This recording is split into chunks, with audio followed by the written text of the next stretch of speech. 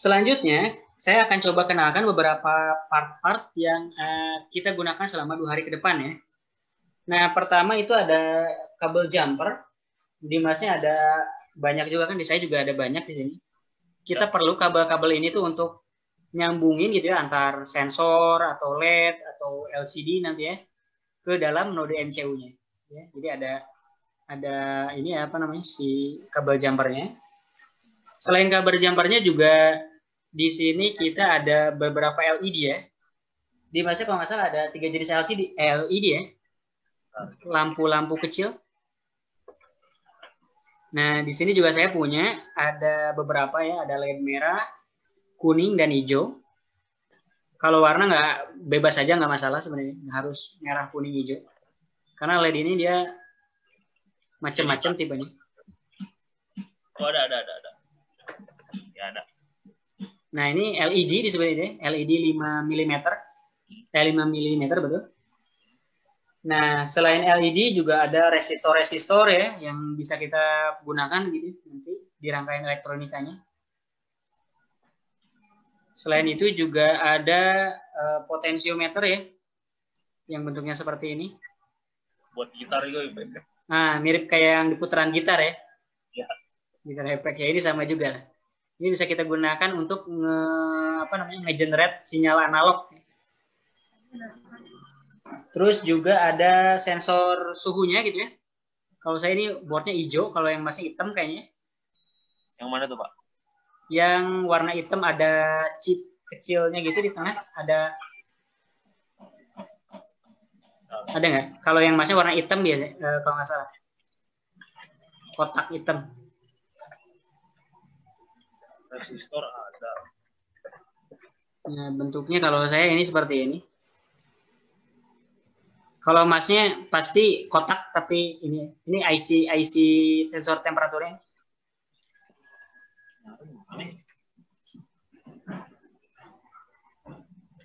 Yang dibungkus kan, Pak? Ya, yang dibungkus mungkin ya. Iya. Kalau yang dibungkus bisa coba dibuka aja. Yang temperatur sensor kan, Pak ya? Betul, yang temperatur sensor. Nah, ini temperatur sensor LM35 ya. Jadi IC yang hitam di tengahnya ini. Nah, itu adalah IC LM35 ya. Yang ini kan, Pak? Betul, itu yang masih hitam ya. Ya. Kalau saya warna hijau bolong-bolong. Ini IC LM35. Nah, selanjutnya juga ada modul LCD ya. LCD ada. Nah, ini yang ukuran 20 karakter kali 4 karakter. Jadi belakangnya, jadi bisa ditulisnya lumayan lebar ya, 20 kali 4 karakter. Di belakangnya nih ada ada kaki-kakinya ya, ada 4 kaki ya. Itu interface I2C yang tadi saya bilang. Lagi Itu nanti kita bahas lah besok ya. Ini modul LCD-nya. Dan ada modul relay ya. Kalau di sini saya relaynya ada 4 di satu board. Yang masnya kalau nggak salah cuma 1. Satu ya. Cuma 1 ya. Kalau di sini saya pakai punyanya yang 4, tapi sama aja ini. Kalau 4 ya ada 4 pin di sini. Ada jadi 4 tambah 2 gitu jadi 6. Kalau masnya mungkin 3 ya. Cuma 3 kaki. Tapi sama aja nanti penggunaannya. Gitu. Nah, ini relay ini bisa digunakan untuk apa sih? Untuk kontrol device-device yang tegangannya tinggi gitu ya. Kontrol lampu gitu, kontrol kipas angin gitu ya. Jadi kita bisa kontrol nyala matinya ya node MCU, dan cara kontrolnya pakai apa? Pakai relay ini gitu. Kalau buat Arduino, Pak, microcontrollernya apa ini bisa, Pak? Sama aja. Bisa juga, sama aja. Ini relay segala macam itu sensor-sensornya bisa digunakan di Arduino juga. Semuanya? Semuanya bisa.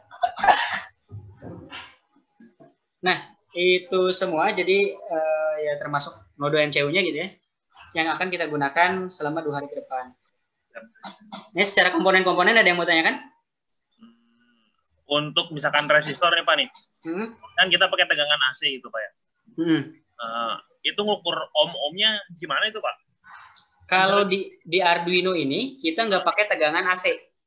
Di Arduino ini pakai tegangan DC.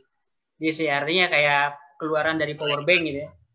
Nah, kalau maksud pertanyaan barusan ada menanyakan ini untuk kita tahu berapa tegangan yang dihabiskan di resistor, ini untuk tahu juga berapa ohm si resistornya.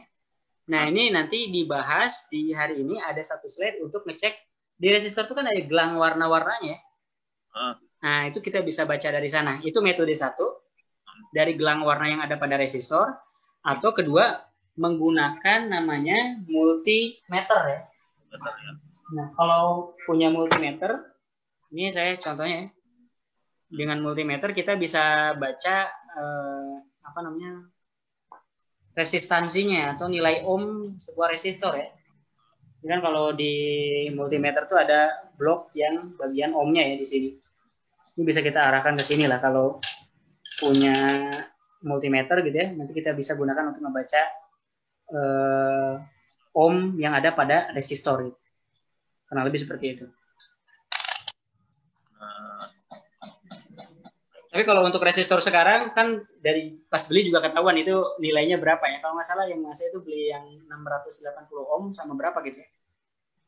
Nah itu kita bisa bandingkan, itu ada dua jenis resistor. Ada yang besar 1, berapa kilo ohm sama 600 berapa ohm. Berarti kalau untuk misalkan kita nggak pakai tegangan DC, misalkan AC langsung listrik itu skemanya beda lagi Pak ya? Beda lagi. Nah kalau mau ngontrol rangkaian yang listrik besar, kayak misalkan kita pengen ngontrol lampu pijar kan itu AC ya. Nah itu ngontrolnya tuh makanya pakai modul relay namanya. Oh kan ada juga Pak di online Pak, kayak misalkan board yang misalkan berubah arus dari AC ke DC gitu Pak. Itu mungkin dari situ. Kalau itu inverter namanya. Beda lagi peruntukannya kalau itu. Kalau inverter itu maksudnya itu kayak misalkan kita punya baterai nih, baterai kayak aki motor. Kan itu DC. Nah, terus kita punya perangkat kayak lampu biasa gitu, lampu pijar itu kan AC. Nah, kalau kita pengen nyalain si lampu AC tersebut pakai aki motor yang DC tadi kan nggak bisa. Nah, makanya kita perlu inverter yang dapat mengkonversi dari tegangan DC yang 12 volt aki misalnya menjadi tegangan AC. Kurang lebih seperti itu. Nah, kalau si modul relay ini tugasnya bukan mengkonversi tegangan DC jadi AC, tapi berfungsi untuk mengontrol si kabel AC-nya gitu. Ini kayak saklar lah gitu ya, nyambung atau enggak gitu. Jadi nanti ibarat kata si lampu, kalau kita ini hubungkan ya, pin si relaynya itu ke dalam lampu gitu ya, ke rangkaian lampu. Besok ditunjukkan rangkaiannya seperti apa gitu ya. Ini kita bisa kontrol nyala matinya sebuah lampu pijar atau lampu yang 220 volt gitu ya. Gitu. Kurang lebih seperti itu.